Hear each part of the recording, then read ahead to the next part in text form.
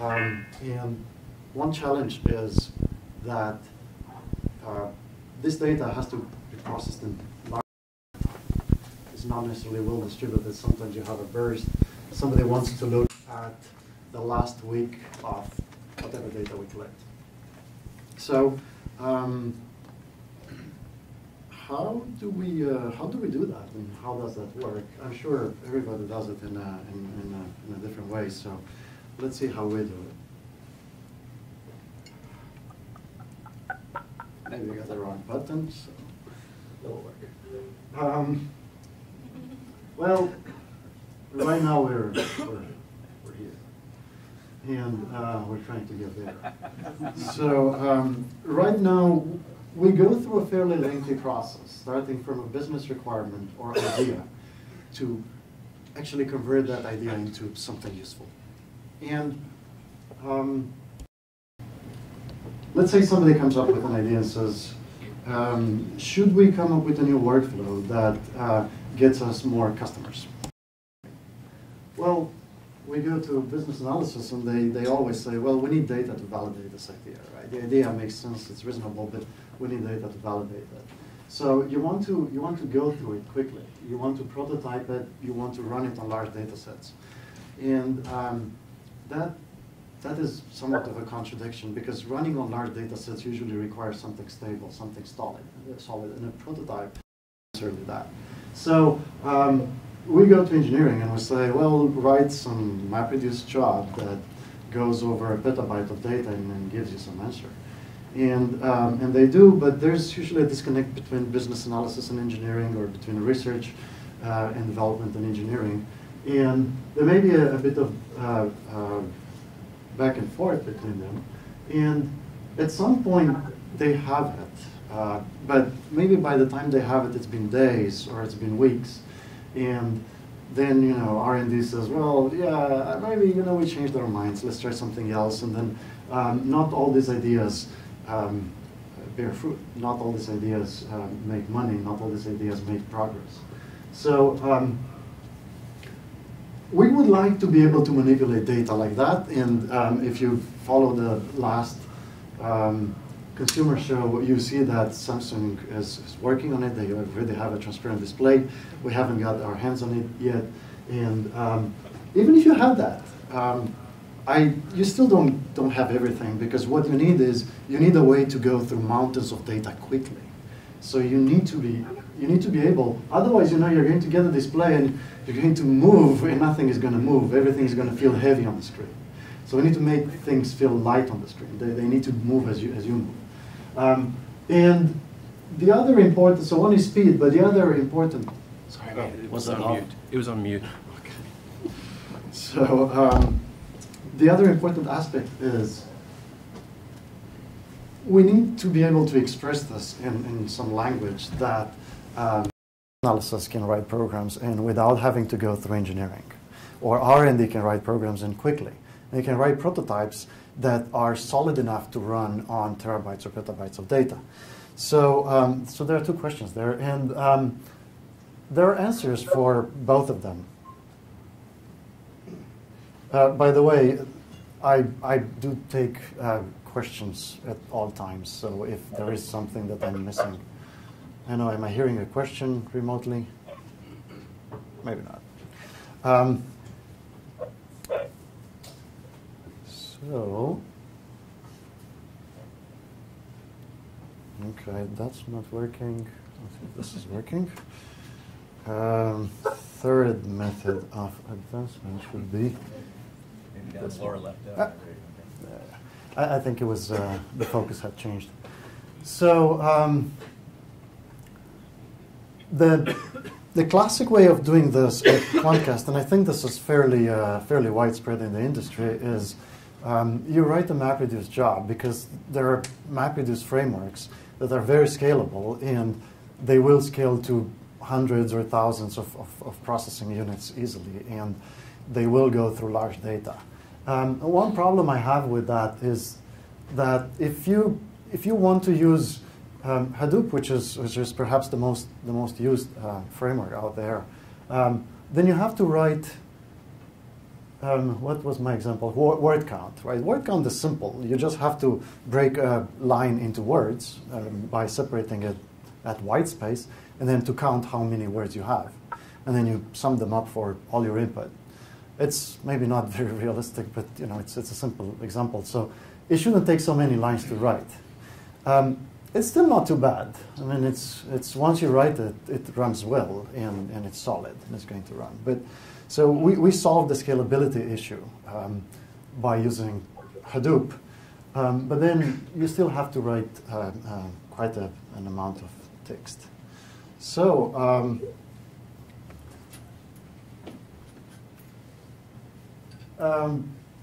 clear improvement in terms of productivity is Sawzall, which is a language developed invented and developed at Google, which makes word count look better.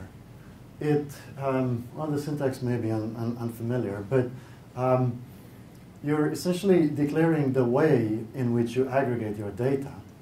So this sum keyword in there is your Mapreduce reducer. It's a sum reducer. It just needs to add the partial values. That's all it does. So you don't need to write more than that. And the second part tells you how you break your input. You separate it at white space. You take your input, which is a line. Sawzall is a record processor. And this takes your line of text, breaks it into words. Then it takes the length of that array, which is the number of words in that array, and then it emits it. It sends it to an aggregator.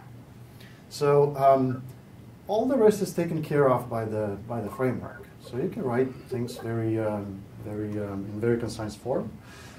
You cannot write everything in Sawzall. There are some things that will require writing in Java. But for quick prototyping, I want to do this and then I want to change it, this is great. This was yes. So what's the performance penalty? I mean, like Pig has got a performance penalty, right? So what is, if you're writing at a high level? Well, because you convert this to a jar probably and run it, I'm guessing, right? So if done right, in my tests it actually beats the Java implementation, and there's a mix of issues there. So it's not necessarily Sawzall versus Java. Sawzall versus Java, I don't know. I don't think there's a particular reason why Sawzall would work faster than Java in general. It's kind of hard to argue about general. Sawzall uses intrinsics, which are written in C++. So if you try to run a profiler on a Sawzall execution, you're going to see perhaps 90% of the time spent in native routines, which are written in C++. And only the rest is in the Sawzall engine. Sawzall is compiled into, depending on the platform you have below. So if you have an x86 64, it's compiled directly into object code. So when you run a Sawzall program, the first thing it does, it generates ELF code, and then it loads it, and then it runs native code. It still doesn't mean it's faster than Java, because the hotspot can do better than that, perhaps. So it's arguable whether it's. I don't think there's a high penalty in general. There may be things that you can express better in Java. So there may be, and there are things that you can express only in Java, not in Sawzall. So performance-wise, we haven't really seen a problem. So yeah.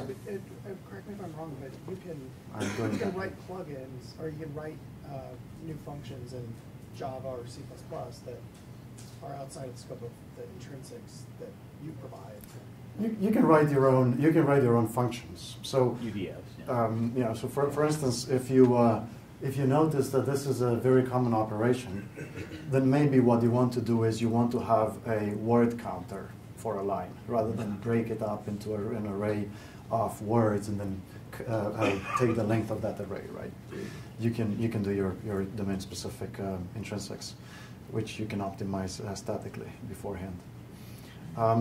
So we came up with a new system to speed this all up for the purpose of prototyping. And we call the system Turbo because it's fast.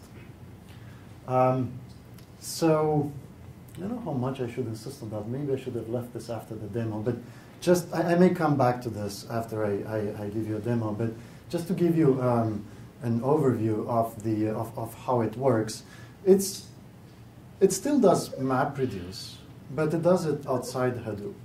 So you don't have a sort phase anymore. You keep all the reducer side in RAM. So this only works if you're reducing into something small, if it's a funneling job. It wouldn't work for a sort job, for instance. It would just not be the right system. So if, let's say, you're prototyping and you're trying to come up with an Excel spreadsheet or of some sort, or with a graph, then probably what you're producing is in megabytes or gigabytes, but not bigger than that. It wouldn't fit on the screen, right? It wouldn't fit in Excel. So we made that assumption. Another assumption that we made is that you don't always need all your data. So this system is fast because it drops the stragglers. So when you run Mapreduce, the stragglers are a big problem. 90% of your data is consumed maybe at the halftime point in your execution, right? Sometimes it's even long before that. So this system simply drops stragglers, whether they had a functional error and they crashed, whether they would never finish, whether they are taking forever waiting on an I/O operation, whether they are blocked on an oversubscribed network link, whether they are on a slower processor in a heterogeneous network. It just drop. You tell it when to stop. You can tell it two ways. You can say stop at 90% of the input, or you can say, or 80% or whatever you want, or you can say stop now. And if you tell it stop now, it's going to stop and give you partial results. So that's good. Because sometimes you say, well, I want to see partial results. And other times, you really want, if you're doing something wrong, you don't want to let too much time pass. Let's say you're doing a grep in a petabyte file, and you make a mistake in your regular expression and it hits everything. Then you don't want to let that to go for too long. You want to see the first results and you kind of want to move on or stop it or so. So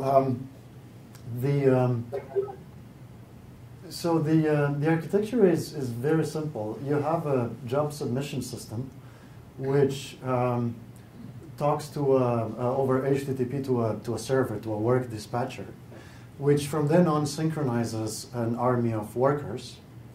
All these workers are given a sink, a destination point, where they have to send results.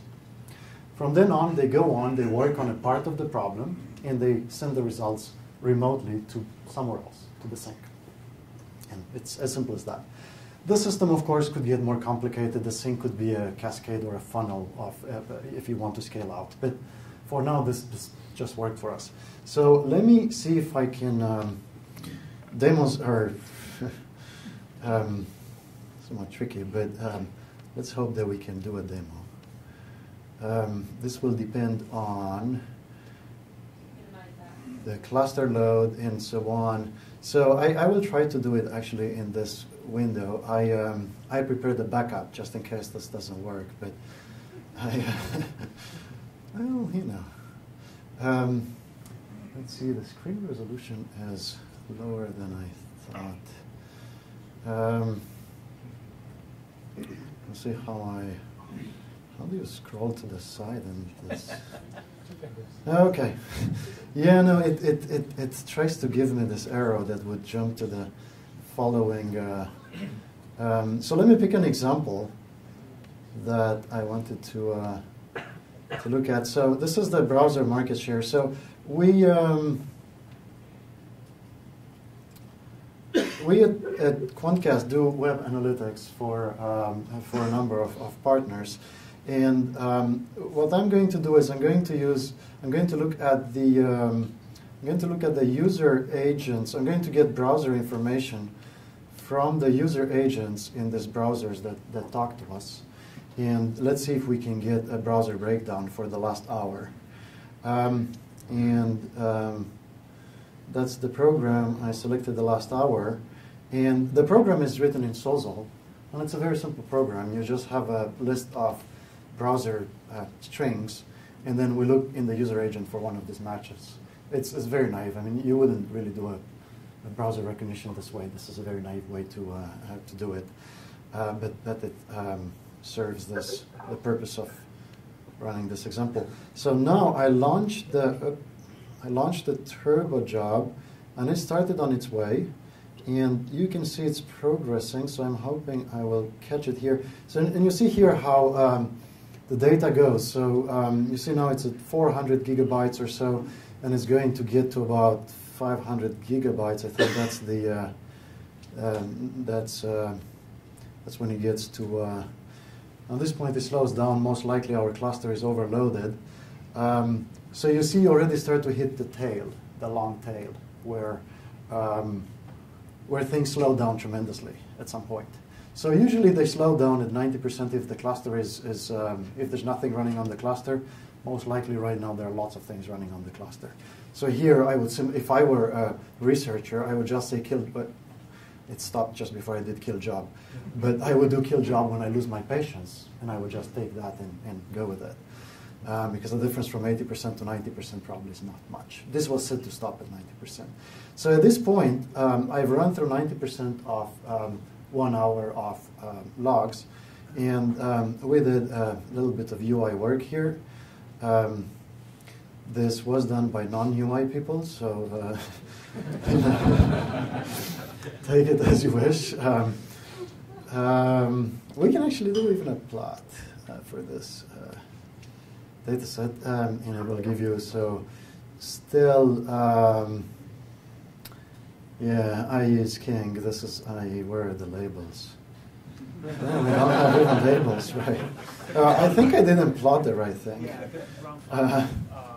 I plotted the count versus count. So, but yeah, so let's see. So I is still king, but Chrome is not far behind. Firefox is just behind Chrome, and Safari is doing well. So, and this is the last hour, so this is good. We were able to look at the recent data set, and it took seconds. It took longer than I was hoping for, but sorry, we cannot stop our cluster for my little demo. So let's do another demo. It looks like we still have time, right? I think we are. Do we? Does anybody have the time? Yeah, we're good on time. Good. Okay. So let me do another demo, because demos are probably more fun and more telling than What's the my. data size of that? There you go. Yeah, what? The data set. This data Data set. size. What data are you going through? Right now it was not so much. It was maybe 500 gigs or so. Let's try a larger data set, actually. Let's do on a larger data. Well, let me do something else first. Let me do a grep here.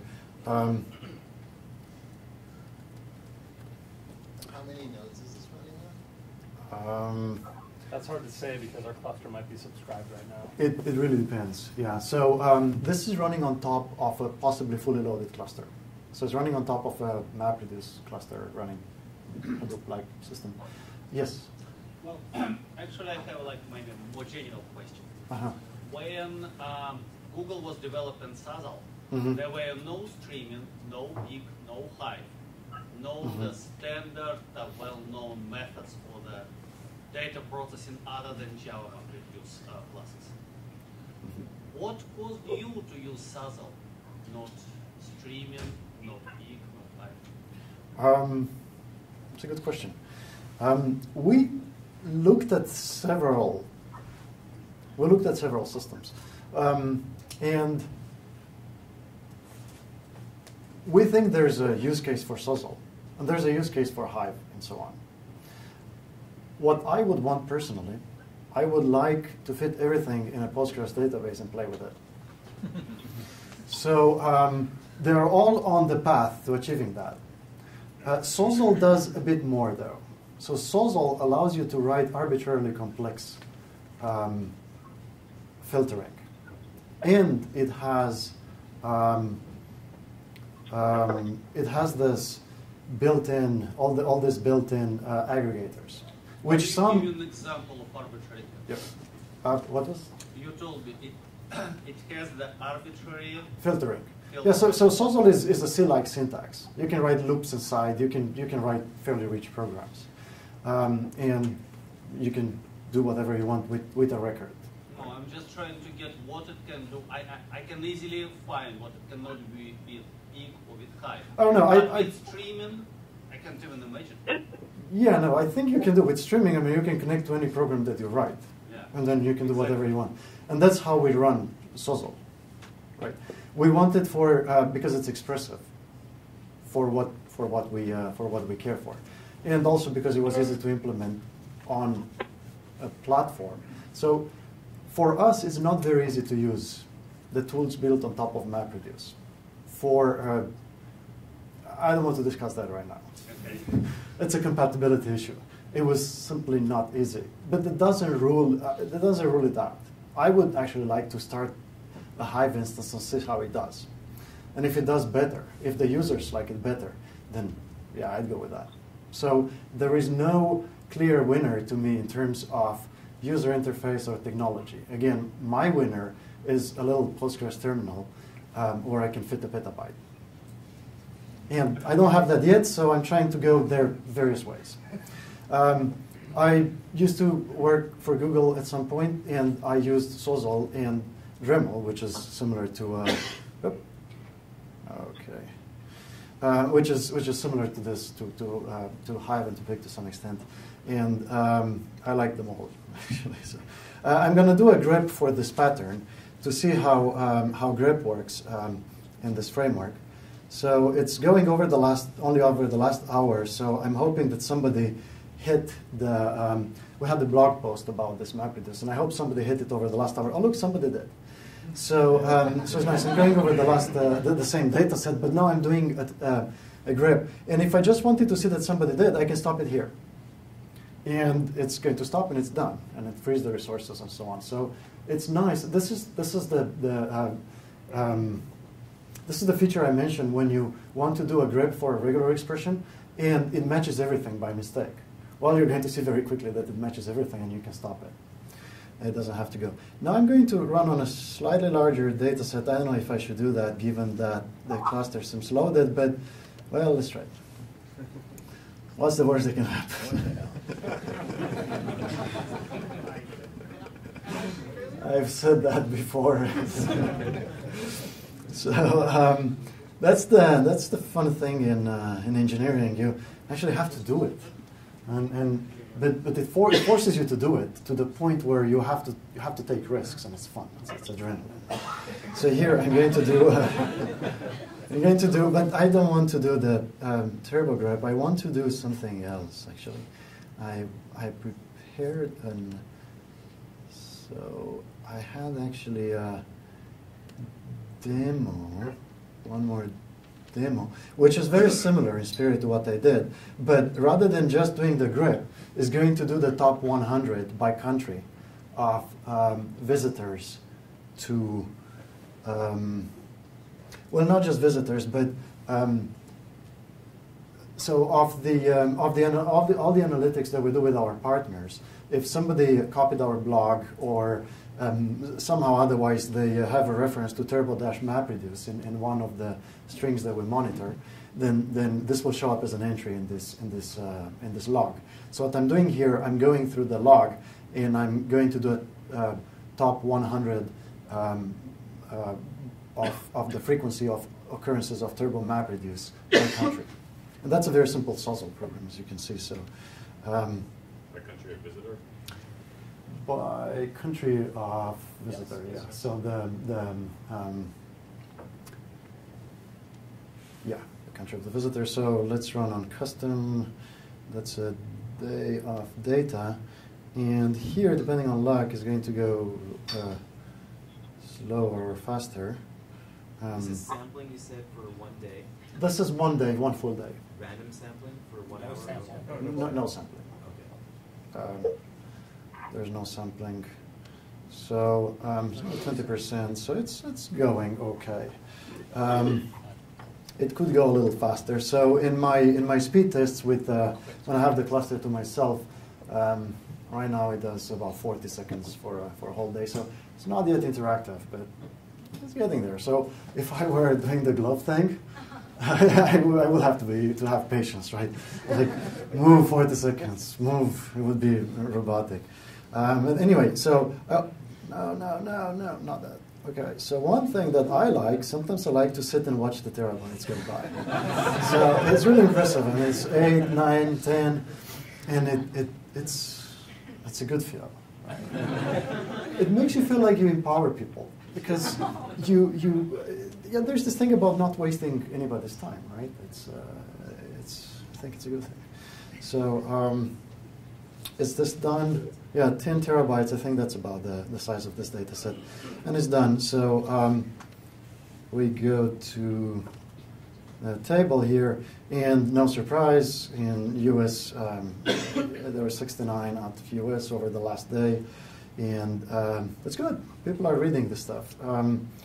And India, China, Romania, way to go, Romania. Anyway, I think, let me not show all the windows here. I'm going to go back to the presentation, and I still don't have a clock here, so... 5 minutes. Yeah, so questions, please. How many nodes if the cluster is fully available, how many nodes are available? I'm sorry, I don't want to say how many nodes we have. Maybe another question regarding cluster. I see in the URI, I see you're using Cosmos FS. Yes. What's the reason? Well, Cosmos FS was developed greatly here, since it was open source. Well, actually, even before it was open source, some of the large contributors of Cosmos FS worked here or work with us, and we've added many features, and that's the file system that we use here. We do not use Hadoop. Compared to HDFS? Yeah, it's faster than HDFS when used right. So there are cases when HDFS is faster, but Cosmos FS can be faster when used right. Again, if you take the currently open source version, it will not be faster. If you take our version, it will be faster. But I don't want to talk about Cosmos FS in this talk. So let me see if I have anything else here. I gave the demo. So and you mentioned sampling. Hmm? I mean, that's been one of the big productivity boons of this tool too. Is that I want to see all the data over a week, but I want to see 1% of it, and I get a sense, a sketch of sort of what the data looks like. Right. So it runs in seconds. Right. So we do that as well. So we offer that. That's a relatively small feature, but it's useful. We have sample down versions of the last day, last week, last month, last quarter, last I don't know how many months. And this will give you about 1 terabyte of data, but sample down for all these data sets. So if you're looking for something that is not terribly sensitive to sampling, that is going to be fairly uniformly distributed, then you're going to get an idea of how it evolved over days, weeks, or months, and still run it in 20 seconds or 30 seconds, or if you're lucky, 10. So one nice thing about it is, and this is from the point of view of, yeah. So how does your system then handle if you want to combine files? So it sounds like you have files that are sampled down. I mean, does it do it fairly seamlessly? Because Hadoop doesn't, right? If you want to join? Yeah, if you want to do, well, it's not a join. You just want to traverse more than one file, right? Logical directory or whatever. So yes, it is a join, but it's not a join. It's just it's a union. A union. It's like multiple input files. It's multiple input files. Yeah, so this is so the input files are fairly small, and we actually do the sampling at file you got level. a point here. We don't do sampling within a file. So, is anybody remote trying to ask a question? I don't hear anything, but I hear some mumbling. Could you please mute remote if you're not asking a question? I'm not. Maybe I'm muted. Anyway, I think I should stop here. So one last mention. This is so lightweight that it can run on top of our full load, and it's not going to bring the system down. It uses so little RAM. It's all streaming, right? But so we try to do streaming with Hadoop, but when you start the JVM, it's like 200 megabytes, not doing much, right? And then this system is bare bones. It runs on a very lightweight runtime. So Sawzall uses for these programs like 700 kilobytes. I mean, when did you hear kilobytes last? Really? 700? Oh, you did. Does Sawzall have the concept of a keyed file, or is it all? No, Sawzall is a record processor. You want to do that, you do it outside. So we do joins, but we do them at a completely different level.